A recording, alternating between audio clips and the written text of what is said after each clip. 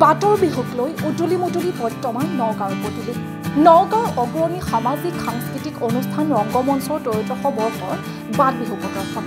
নগাঁৱৰ পুৰণিগুদাম ডিমৰুগুৰি চামগুৰি আৰু জুৰিয়াৰ বিভিন্ন ঠাইত প্ৰদৰ্শন কৰিলে প্ৰতিযোগিতামূলকভাৱে বাট বিহুৰ অনুষ্ঠান উক্ত অনুষ্ঠানত কলংপৰীয়া ৰাইজৰ ব্যাপক সঁহাৰি নগাঁৱৰ বিভিন্ন অঞ্চলৰ কণমানিৰ পৰা গাভৰু বোৱাৰী আদি সকলোৱে অংশ ল'লে বাট বিহুৰ অনুষ্ঠানত মুকলি পৰিৱেশত পৰিৱেশন কৰা এই বাট বিহুৰ কলংপৰীয়া অগণন লোকে স্বতঃস্ফূৰ্তভাৱে উবুৰি খাই পৰা পৰিলক্ষিত হয় বিশেষকৈ সংখ্যালঘু অধ্যুষিত জুৰিয়া যুৱ সমাজৰ ব্যৱস্থাপনাত ৰংগমঞ্চৰ উদ্যোগত আয়োজিত বাট বিহু প্ৰদৰ্শনে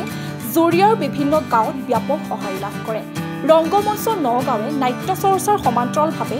বিভিন্ন সামাজিক সাংস্কৃতিক ক্ষেত্ৰত লোৱা এনেধৰণৰ পদক্ষেপে সকলোৰে প্ৰশংসা বুটলিবলৈ সক্ষম হৈছে নগাঁৱৰ উদ্যোগত বিভিন্ন নগাঁৱৰ বিভিন্ন স্থানত আপোনালোকে বাট বিহু প্ৰদৰ্শন কৰিছে কওকচোন ইয়াত কেনেধৰণৰ মানে এই কেনেকৈ আহিলে বাট বিহু অনুষ্ঠানটো নগাঁৱৰ এটি অগ্ৰণী সামাজিক সাংস্কৃতিক অনুষ্ঠান হৈছে ৰংগমঞ্চ আৰু ৰংগমঞ্চই নাট্য চৰ্চা কৰি আছে বিভিন্ন সামাজিক কৰ্মৰ লগত ৰংগমঞ্চ জড়িত তাৰ মাজতে সমান্তৰালভাৱে আজি 'ত্ৰয়োদশ বৰ্ষত ভৰি দিয়া হৈছে বাটৰ বিহু অনুষ্ঠিত কৰি আহিছে আমি বিভিন্ন প্ৰান্তত নগাঁৱৰ বিভিন্ন প্ৰান্তত ডিমগুৰি পুৰণিগুদাম চামগুৰি আজি আমাৰ এই জুৰিয়া অঞ্চলতো আজি কেইবা ঠাইতো আজি বাটৰ বিহু প্ৰদৰ্শন কৰা হৈছে বাটৰ বিহু প্ৰতিযোগিতা কৰা হৈছে আমি বিভিন্ন প্ৰতিযোগিক পুৰস্কাৰ প্ৰদান কৰিছোঁ